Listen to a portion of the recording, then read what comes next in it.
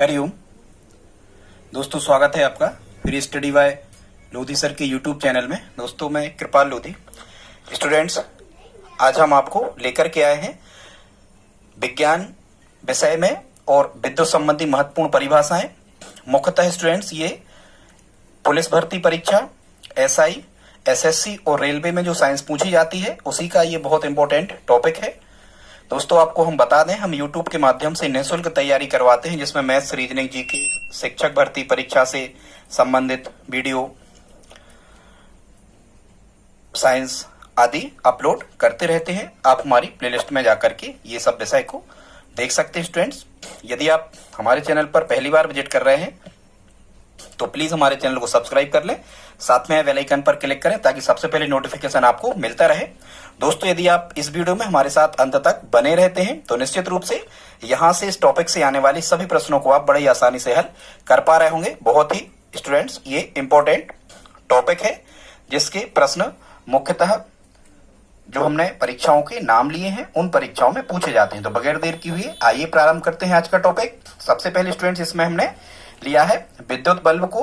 जैसा कि आप जानते हो कि विद्युत बल्ब क्या कहलाता है स्टूडेंट्स, और इसी विद्युत बल्ब को तापदीप्त लैंप या इनकैंडिसेंट लैंप भी कहते हैं। ध्यान से सुनना, विद्युत बल्ब का दूसरा नाम है तापदीप्त लैंप या इनकैंडिसेंट लैंप, इसको कहा जाता है स्टूडेंट्स। और ये इसके संकेत होते हैं, सिंबल, इनके रूढ़ चिन्ह।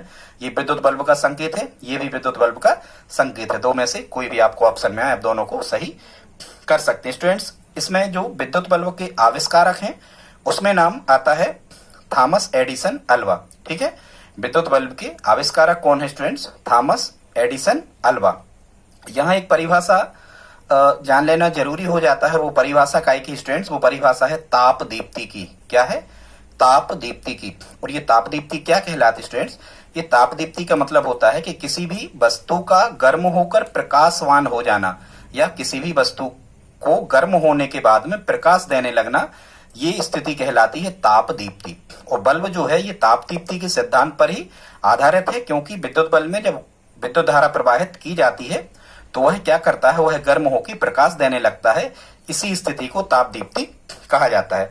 अब आपसे प्रश्न पूछा जाता है कभी कभी कि विद्युत बल्ब का जो तंतु होता है, विद्युत बल्ब का जो तंतु होता है, या जिसको हम इंग्लिश में फिलामेंट कहते हैं, जो पतले पतले तार उसमें लगे होते हैं, जो टूट जाने पर बल्ब अपन फ्यूज समझते हैं, तो ये फिलामेंट या जो तंतु होता है विद्युत बल्ब का स्टूडेंट्स, ये टंगस्टन धातु का बना होता है। ध्यान से सुनना, वैसे ही बल्ब टंगे होते हैं ना, बल्ब टंगे होते हैं, ऐसे करके आप याद रख सकते हो कि विद्युत बल्ब का जो तंतु या फिलामेंट होता है ये टंगस्टन धातु का बना होता है। इसका प्रतिरोध कैसा होता है? इसका उच्च प्रतिरोध होता है। ठीक है, मतलब विद्युत धारा के बहने के मार्ग में रुकावट डालने वाली स्थिति को क्या कहा जाता है? प्रतिरोध। तो इसका प्रतिरोध कैसा होता है?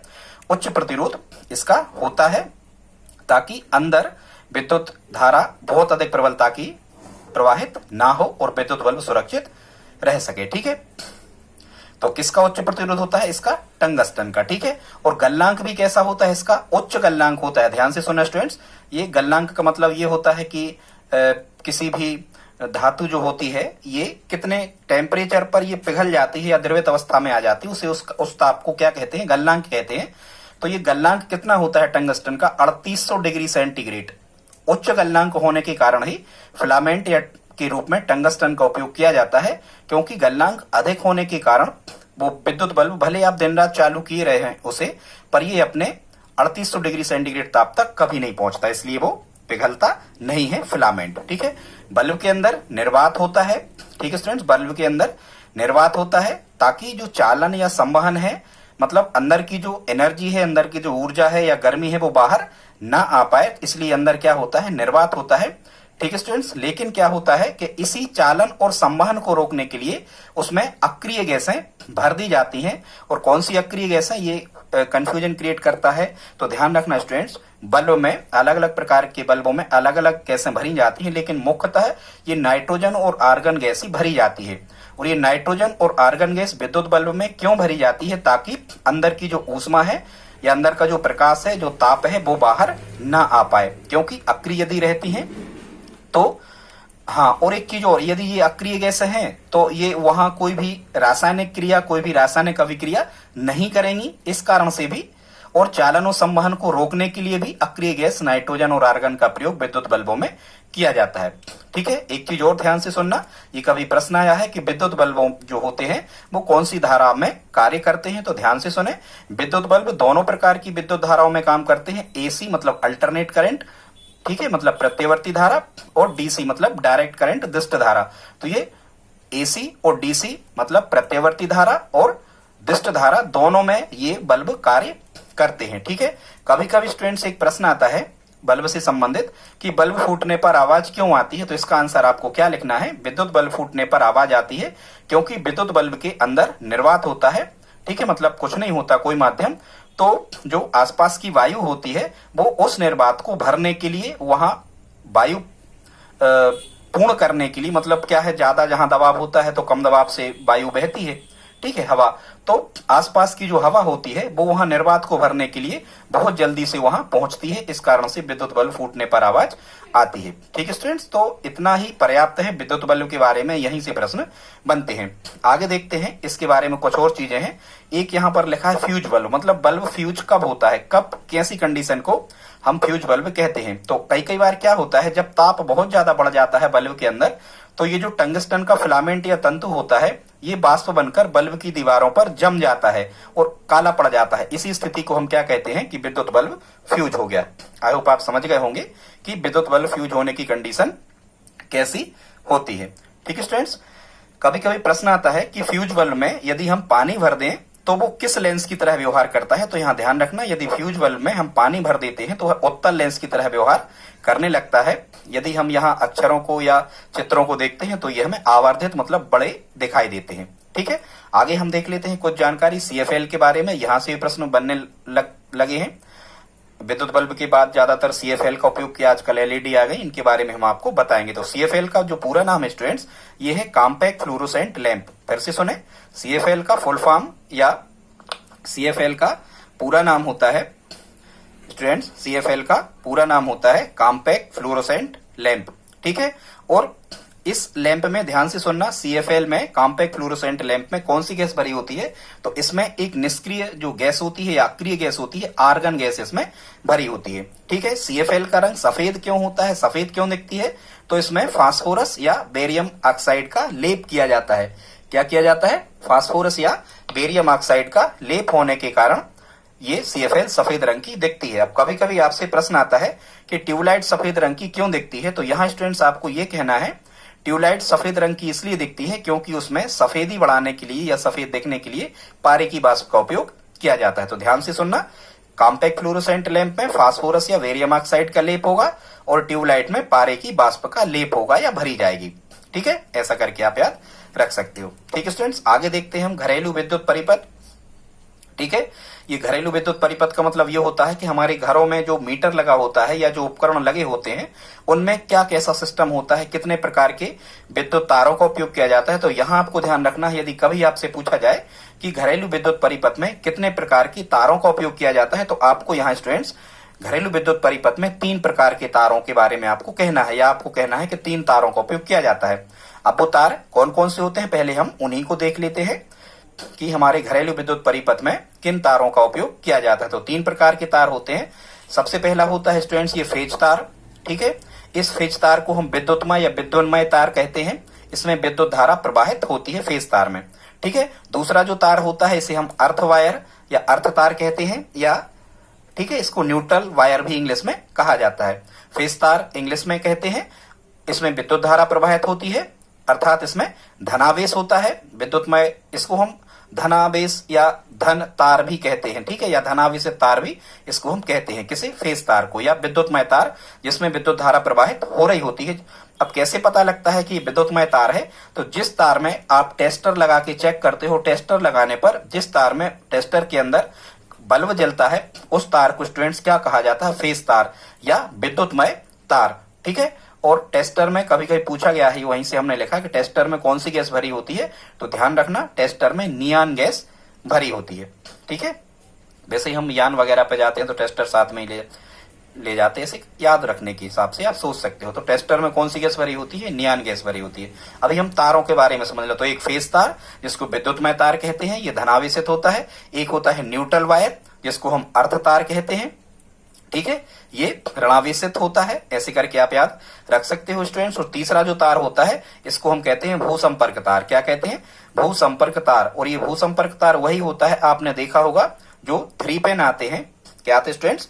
जो 3 पिन आते हैं, इसमें सबसे ऊपर की जो पिन लगी होती है इसे हम भू संपर्क तार कहते हैं। सबसे ऊपर की जो 3 पिन में सबसे ऊपर की जो पिन होती है वो उसका जो संपर्क होता है उसका पृथ्वी से संपर्क होता है, मतलब उसे हम पृथ्वीकृत करते हैं, तांबे की प्लेट से उसे मकानों में, बिल्डिंग आदि में जोड़ दिया जाता है। और इससे क्या होता है भू संपर्क तार से, कि जो बहुत ज्यादा विद्युत धारा लेने वाले जो उपकरण होते हैं इनसे कभी भी करंट नहीं लगता। ठीक है, व्यक्तियों को विद्युत का झटका नहीं लगता। यदि धोखे से इनमें करंट आ भी जाए तो ये भू संपर्क तार के द्वारा जो ज्यादा विद्युत धारा उस परिपथ में बहने लगी है वो पृथ्वी में चली जाती है। ठीक है, पृथ्वी में समाहित हो जाती है, इसीलिए इस तार को भू संपर्क तार कहते हैं। अब हम फिर से देखते हैं, ये तार कितने प्रकार के हो गए? 3 प्रकार के हो गए घरेलू विद्युत परिपथ में। ठीक है, फेज तार, न्यूट्रल वायर और भू संपर्क तार। आगे देखते हैं स्टूडेंट्स, खंभे से जब हमारे घरों में जो लाइट आती है तो मेंस क्या कहलाता है, इसको आप समझो। तो मेंस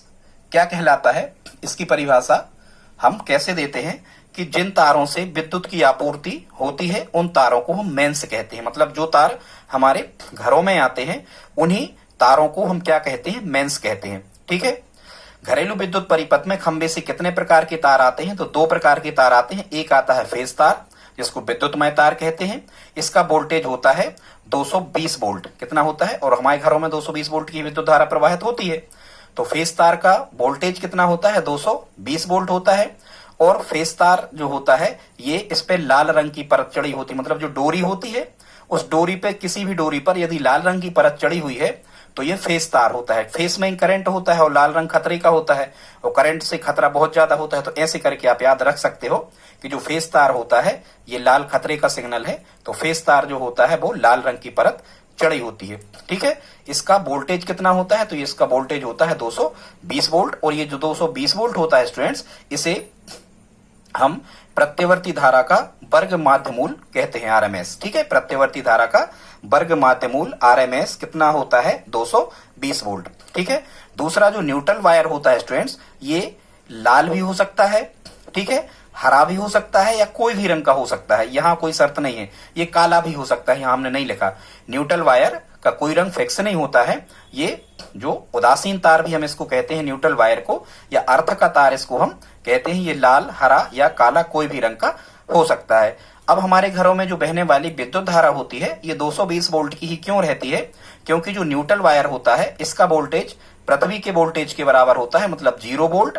और फेज तार जो विद्युतमय तार है इसका वोल्टेज होता है 220 वोल्ट। तो 220 वोल्ट से जब हम 0 वोल्ट को घटा देते हैं तो यहाँ विभवांतर निकल के आता है कितना? 220 वोल्ट। यही कारण है कि जब विभवांतर उत्पन्न हो जाता है तो परिपथ में विद्युत धारा बहने लगती है, और हमारे घरों में जो बहने वाली विद्युत धारा होती है वो कितने वोल्ट की होती है? 220 वोल्ट की। ठीक है स्टूडेंट्स, आई होप आप इतना समझ गए होंगे। कभी कभी आपसे पूछा जाता है कि घरों के अंदर जो वायरिंग होती है या घरों के अंदर जो उपकरण लगे होते हैं या जो फिटिंग होती है उनमें जो प्रतिरोध लगाए जाते हैं वो किस क्रम में लगाए जाते हैं? तो यहाँ आपको वायरिंग भी समांतर क्रम में होती है, ध्यान से सुनना, वायरिंग भी समांतर क्रम में होती है। और घरों के उपकरण में जो प्रतिरोध लगाए जाते हैं, जो रेजिस्टेंस लगाए जाते हैं, वो भी समांतर क्रम में ही लगाए जाते हैं। ध्यान से सुनना, एक के बाद एक बोर्ड लगे होते हैं, एक के ऊपर एक बोर्ड नहीं लगे होते, यहां से याद रखना। ठीक है, कि समांतर क्रम में वायरिंग भी समांतर क्रम में लगी होगी हमारे घरों में, और उपकरणों में या घरों में प्रतिरोध भी समांतर क्रम में ही लगाए जाते हैं। ठीक है स्टूडेंट्स, इससे क्या फायदा होता है समांतर क्रम में लगाने पर कि एक कमरे की यदि हम बिजली को जलाते हैं तो दूसरे कमरे की बिजली पर कोई इफेक्ट नहीं पड़ता। ठीक है, अगला, ये भू संपर्क तार का रंग कई बार पूछा गया है, ध्यान से सुनना। तो ये भू संपर्क जो तार होता है स्टूडेंट, जिसका संपर्क पृथ्वी से होता है, तो भू संपर्क तार का रंग होता है हरे रंग का। कैसे आप याद रखोगे? बहुत इंपॉर्टेंट फैक्ट है। वैसे भूमि कैसी होती है? हरी भरी होती है। तो भू संपर्क तार भी कैसा होता है? हरे रंग का होता है। ठीक है, और भू संपर्क तार का क्या महत्व है ये हमने आपको बता दिया। उपकरणों की सुरक्षा रहती है, और यदि इस उपकरण में कोई विद्युत धारा फैल जाए या करंट आदि हो जाए तो व्यक्तियों को करंट का झटका नहीं लगता। प्रश्न यहां से ऐसा भी बन सकता है कि करंट के या विद्युत धारा के झटकों से बचने के लिए घरों में किस तार का उपयोग या किस परिपथ का उपयोग किया जाता है, तो आपको कहना भू संपर्क तार का उपयोग किया जाता है। जितनी भी ज्यादा ओवर विद्युत धारा वहां प्रभावित हो रही होती है उस परिपथ में, वह विद्युत धारा भू संपर्क तार के माध्यम से पृथ्वी में समाहित हो जाती है। इसलिए व्यक्ति विद्युत के खतरों से, झटकों से बच जाता है और हमारे उपकरणों की सुरक्षा भी होती है उससे। ठीक है, उपकरण नष्ट नहीं होते, खराब नहीं होते, आग आदि इनमें नहीं लगती। फिर कभी स्टूडेंट्स यदि आपसे पूछा जाता है कि भारत की जो विद्युत आवृत्ति होती है, मतलब भारत में बहने वाली जो विद्युत धारा है, इसकी आवृत्ति कितने चक्र प्रति सेकंड होती है। हालांकि आवृत्ति को ही हम चक्र प्रति सेकंड कहते हैं, लेकिन इसका सही मात्रक क्या होता है, हर्ट्ज। इसी चक्र प्रति सेकंड को हर्ट्ज कहा जाता है। तो भारत में जो बहने वाली विद्युत धारा होती है स्टूडेंट्स, इसकी आवृत्ति होती है 50 हर्ट्ज या 50 चक्र प्रति सेकंड। ठीक है, इसका जो शिखर वोल्टेज होता है ये होता है भारत की आवृत्ति का, भारत की विद्युत धारा का शिखर वोल्टेज होता है 311 वोल्ट। बहते समय ये 311 वोल्ट तक, ऊपरी मान तक ये जाती है। ठीक है स्टूडेंट्स, आगे देखते हैं। यदि यहां तक दोस्तों आपने हमारा वीडियो देखा है तो प्लीज आप लाइक तो करते ही चलें। आगे देखते हैं स्टूडेंट्स, जहां जिन स्थानों पर विद्युत धारा का उत्पादन होता है उन्हें हम उत्पादन स्टेशन कहते हैं। क्या कहते हैं, उत्पादन स्टेशन कहते हैं स्टूडेंट्स। तो विद्युत धारा, अब हम यहां आपको ये बताने वाले हैं कि विद्युत धारा की सप्लाई कैसे होती है।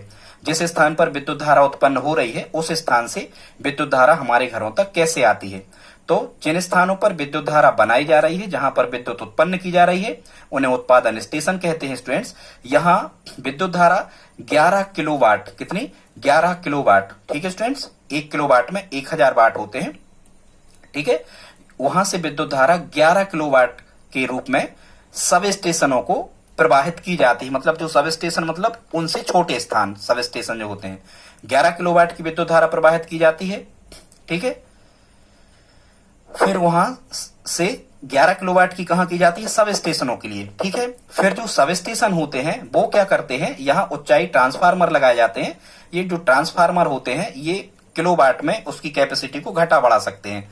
तो सब स्टेशनों से फिर 132 किलोवाट की एनर्जी या इतने वोल्ट की जो एनर्जी होती है उस वहां से विद्युत धारा प्रवाहित की जाती है। फिर ये वहां इसके बाद में फिर यहां से 33 किलो वोल्ट की जो विद्युत धारा या किलोवाट की जो विद्युत धारा है ये प्रवाहित की जाती है, कहां, तारों में। ठीक है, और वहां से जो घरों में विद्युत धारा आती है, पहुंचती है, ये कितनी हो जाती है, 220 वोल्ट। और ये सब वोल्टेज में परिवर्तन करने वाला जो उपकरण है इसका क्या नाम है, ट्रांसफार्मर है। आगे हम आपको ट्रांसफार्मर के बारे में बताएंगे। उच्चाई और अपचाई 2 प्रकार के ट्रांसफार्मर होते हैं, इनके बारे में हम किसी अन्य वीडियो में चर्चा करेंगे। ठीक है, ट्रांसफार्मर के बारे में एक लाइन हमने बताने का प्रयास किया है, देख लेते हैं।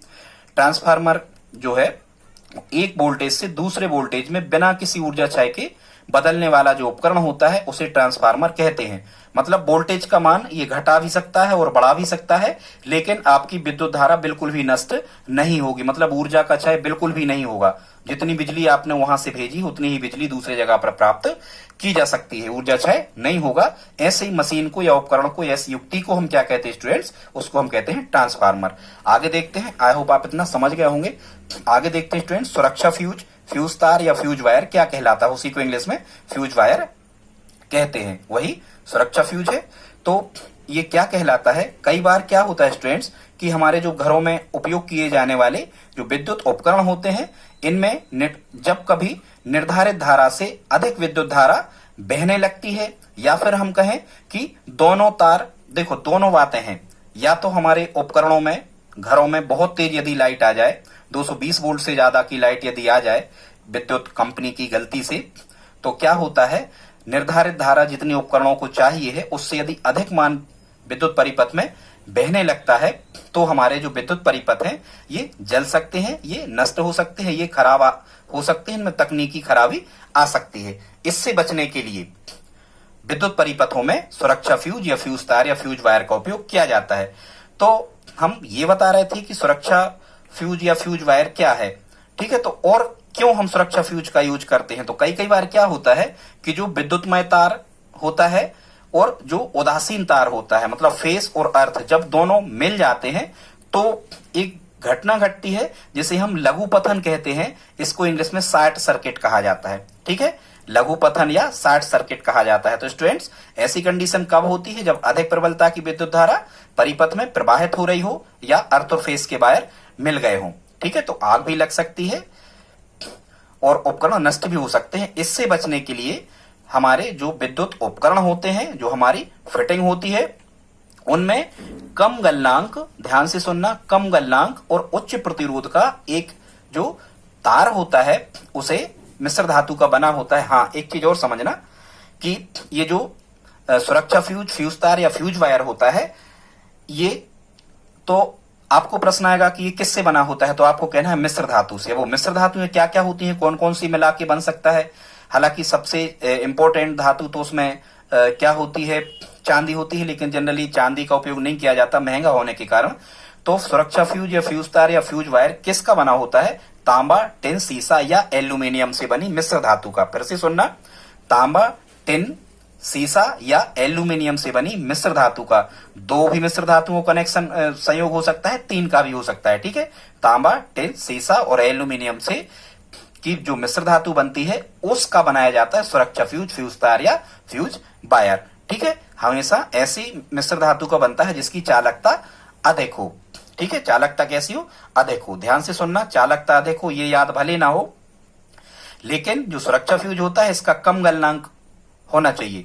ठीक है, मतलब कम गलनांक मतलब थोड़ी सी भी यदि ज्यादा ऊर्जा विद्युत धारा परिपथ में प्रवाहित हो रही है तो कम गलनांक होने के कारण ये पिघल जाएगा, पिघल के ये टूट जाएगा और टूट जाएगा तो परिपथ भंग हो जाएगा, क्योंकि आगे विद्युत धारा पहुंच नहीं पाएगी, तो हमारे उपकरण सुरक्षित बचे रहते हैं। ठीक है, तो कम गलनांक होना चाहिए और उच्च प्रतिरोध होना चाहिए। प्रतिरोध यदि उच्च होगा तो ज्यादा विद्युत धारा के बहने के मार्ग में ये ज्यादा रुकावट डालेगा।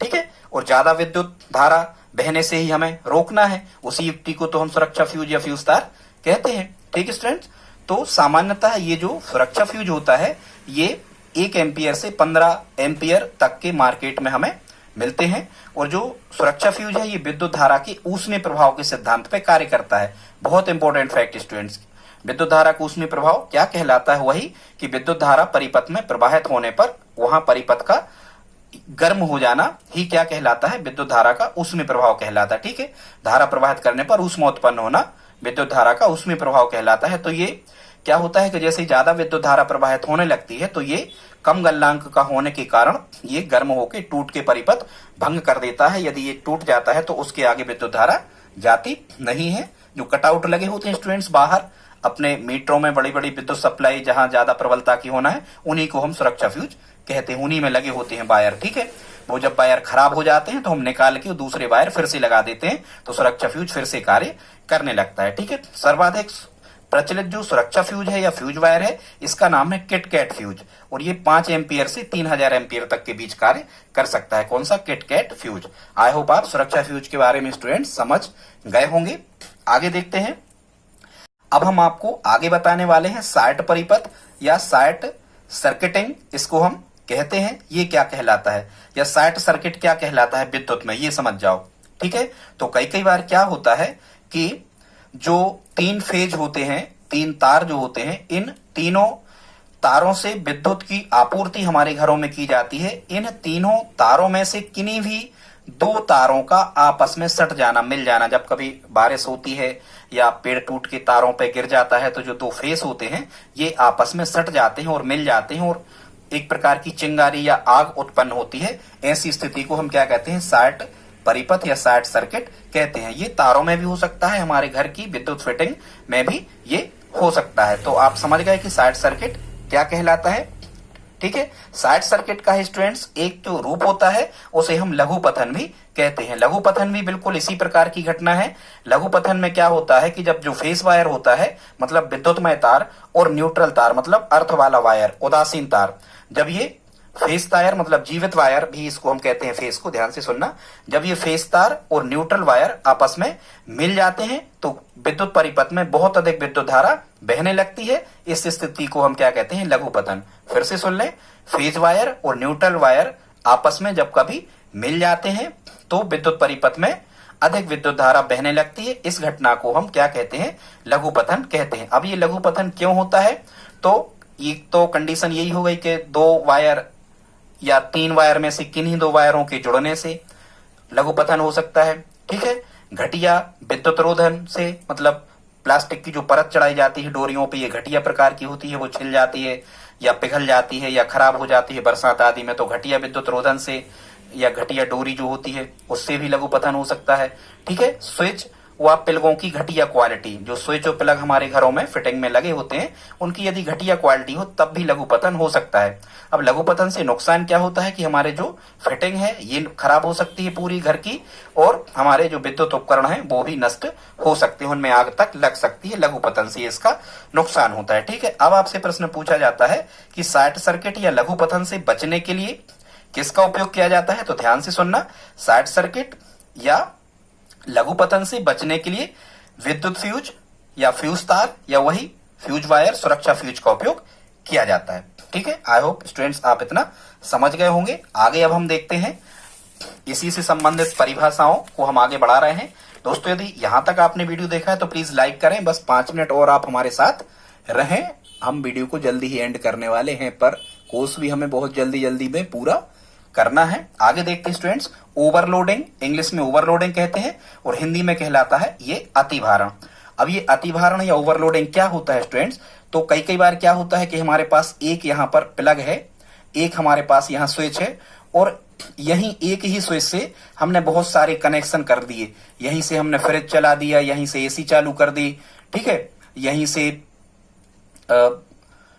मतलब बहुत सारे उपकरण यदि हम एक ही स्थान पर जोड़ देते हैं तो भी अतिभारण की कंडीशन बन जाती है। या हम कहें कि यहां से विद्युत धारा प्रवाहित हो रही है, इस दिशा में विद्युत धारा प्रवाहित हो रही, यहां हमने फ्रिज जोड़ दिया, यहां हमने फिर टीवी जोड़ दी, फिर यहां हमने एसी लगा दिया, यहां हम विद्युत पंप जोड़ दिया, यहां हमने कूलर जोड़ दिया, मतलब और जोड़ने के बाद में हम बहुत सारे इन उपकरणों को एक साथ चला रहे हैं। क्या कर रहे हैं, एक साथ चला रहे हैं। तो क्या होता है कि जो विद्युत धारा है ये परिपथ में जितनी जरूरत है उतनी नहीं पहुंच पाती है। ठीक है, इस कारण से क्या होता है कि धारा का जो मान होता है वो किसी भी परिपथ में नियत मान से अधिक हो जाता है। तो ऐसी कंडीशन को हम ओवरलोडिंग या अतिभारण कहते हैं। एक तो ये भी अतिभारण कहलाता है। दूसरा, यदि एक ही प्लग से, एक ही स्विच से आपने बहुत सारे उपकरणों को कनेक्ट कर दिया और फिर आप उनको यदि चलाने लगे तो ओवरलोडिंग, ज्यादा लोड उस प्लग पर पड़ने लगता है, तो ये कंडीशन भी क्या कहलाती है, अतिभारण कहलाती है। ये तो हमने मौखिक समझा दिया, मतलब अपनी सरल भाषा में। अब हम आगे देखते हैं विज्ञान की भाषा में ओवरलोडिंग या अतिभारण क्या है। तो किसी परिपथ में जब एक साथ उपकरणों की संख्या बढ़ा दी जाए, वही हम कह रहे थे, एक साथ बहुत सारे उपकरण जब किसी विद्युत परिपथ में चलाए जाएं तो धारा का मान परिपथ के नियत मान से अधिक हो जाता है। ठीक, अधिक विद्युत धारा की आवश्यकता उनको होने लगती है और वो अधिक विद्युत धारा खींचने का प्रयास करते हैं। तब जो तार होता है वो तार उस धारा को बर्दाश्त नहीं कर पाता और वो पिघल के टूट जाता है या नष्ट हो जाता है या उसमें आग लग जाती है। ठीक है, ऐसी स्थिति को हम ओवरलोडिंग या अतिभारण कहते हैं। ये एक ही सॉकेट से बहुत से उपकरण जोड़ने पर भी हो सकती है अतिभारण या ओवरलोडिंग। ठीक है, और जो विद्युतमय तार होता है, फेस तार होता है, फेस तार व उदासीन तारों के मिलने से भी ओवरलोडिंग या अतिभारण हो सकती है। ठीक है स्टूडेंट्स, इसकी रोकथाम करने के लिए, ओवरलोडिंग या अतिभारण की घटना ना हो, इसकी रोकथाम के लिए हम क्या कर सकते हैं, तो एक ही सॉकेट से कई उपकरण ना जोड़े जाए। यदि आप ऐसा करते हो तो ओवरलोडिंग या अतिभारण की घटना से बचा जा सकता है। ठीक है स्टूडेंट, बस लास्ट टॉपिक बचा है अब क्या, एमसीबी, मिनिएचर सर्किट ब्रेकर। ध्यान से सुनना, एमसीबी का फुल फॉर्म होता है मिनिएचर सर्किट ब्रेकर। इसको हिंदी में क्या कहते हैं, स्वतः नियंत्रक इलेक्ट्रिकल स्विच। ठीक है, ये क्या करता है, ये अपने आप ट्रिप होने लगता है। अपने आप ट्रिप होने का मतलब ये होता है कि ये अपने आप गिर जाता है और सप्लाई बंद हो जाती है। सप्लाई का अपने आप गिर जाना ही क्या कहलाता है, ट्रिप। ठीक है स्टूडेंट्स, तो मौखिक भाषा में हम आपको समझाएं एमसीबी क्या होते हैं या मिनिएचर क्या होते हैं। जब कभी किसी भी परिपथ में बहुत ज्यादा विद्युत धारा प्रवाहित होने लगती है, बहुत ज्यादा वोल्टेज की विद्युत धारा प्रवाहित होने लगती है, ठीक है, या ओवरलोड की कंडीशन बन जाती है या शॉर्ट सर्किट की कंडीशन बन जाती है, तो हमारी फिटिंग के पहले घरों में जो उपकरणों में जो फिटिंग होती है या कहीं भी उद्योगों वगैरह में हो सकती है, उनके पहले ये एमसीबी लगाए जाते हैं। ये अपने आप डाउन हो जाते हैं, मतलब एक प्रकार का ये स्विच है, ये अपने आप गिर जाते हैं, अपने आप डाउन हो जाते हैं और विद्युत की सप्लाई आगे नहीं हो पाती है। तो हमारे जो विद्युत उपकरण हैं, घर की फिटिंग आदि है, ये सुरक्षित बची रहती है। हमें अधिकांशतः एमसीबी का उपयोग अपने घरों में विद्युत फिटिंग करवाते समय करना चाहिए। ठीक है, आई होप आप समझ गए होंगे। और फिर वो स्विच लगे होते हैं, वो स्विच अपने आप गिर जाते हैं और जैसे ही जब अच्छी लाइट आ जाती है तो आप उनको चालू फिर से ऑन कर सकते हो। यदि वो फिर से गिर जाते हैं तो गिरे रहने दें, आप उनको चालू ना करें। और फिर से यदि आप उनको ऑन करते हो और वो ऑन बने रहते हैं, इसका मतलब लाइट आपकी सही आ रही है। तो आई होप आप इतना समझ गए होंगे। एमसीबी का full form miniature circuit breaker, स्वतः नियंत्रक इलेक्ट्रिकल स्विच कहते हैं। ये अपने आप ट्रिप हो जाते हैं। इनका उपयोग क्या है, तो परिपथ को ओवरलोड और शॉर्ट सर्किट से ये बचाता है। ठीक है, ये अतिभारण से और लघु पतन से बचाता है। और ध्यान से सुनना, ओवरलोड और शॉर्ट सर्किट, लघु पतन और अतिभारण दोनों से विद्युत की हानि होती है, ऊर्जा की। ठीक है, यह और क्या करता है, ये परिपथ में बाधा आने पर यह बहने वाली धारा को रोक देता है। ठीक है, लघु आकार का परिपथ वियोजक, ध्यान से सुनना, इसे लघु आकार का परिपथ वियोजक या परिपथ विच्छेदक भी कहते हैं हिंदी में। ध्यान से सुनना, क्या कहते हैं, स्वतः नियंत्रक इलेक्ट्रिकल स्विच तो कहलाते हैं, साथ में परिपथ वियोजक या परिपथ विच्छेदक भी इनको कहते हैं। मतलब ये परिपथ को भंग कर देते हैं। मतलब आप समझना, ये एक प्रकार का फ्यूज तार ही है, फ्यूज वायर ही है, लेकिन अंतर होता है इनमें। क्या अंतर होता है, यह हम आपको बता रहे हैं। जो फ्यूज वायर होता है, ये फ्यूज तार ओवरलोड होने पर ये टूट जाता है, पिघल जाता है, गल के अलग हो जाता है और उसे हमें फिर से बदलना पड़ता है, कटआउट में फिर से उसे हमें जोड़ना पड़ता है। लेकिन जो एमसीबी होता है, इसमें वायर वगैरह तो लगे नहीं होते हैं। इनमें क्या होता है, इनको हमें स्विच को फिर से ऑन करना होता है तो हमारा विद्युत परिपथ चालू हो जाता है। ये अंतर है, मतलब वहां हमें वायर वगैरह नहीं बदलना एमसीबी में। ठीक है, बाजार में 1 एम्पियर से 63 एम्पियर तक की एमसीबी उपलब्ध है। और ये कितने प्रकार की होती हैं, 4 प्रकार की होती हैं। एक पोल 1 टाइप, पोल 2, पोल 3 और पोल 4 टाइप की एमसीबी होती है। यहाँ जो पोल लिखा है, मतलब ये स्विचों की संख्या लिखी हुई है, कितने स्विच होते हैं। ठीक है, आपने देखे होंगे। तो दोस्तों, इसी प्रकार के इंपोर्टेंट वीडियो हम आपके लिए लाते रहते हैं। यदि पसंद आया हो तो लाइक कर दें स्टूडेंट्स, और यदि आप हमारी हेल्प करना चाहते हैं तो प्लीज इस वीडियो को अपने दोस्तों के साथ स्टडी ग्रुप में शेयर जरूर करें। आप कमेंट बॉक्स में लिखें दोस्तों कि आप हमसे और साइंस में क्या पढ़ना चाहते हैं। टाइम कम था, जल्दी जल्दी हमने बोला, तो इसके लिए सॉरी। मिलते हैं अगली वीडियो में, तब तक के लिए जय हिंद जय भारत।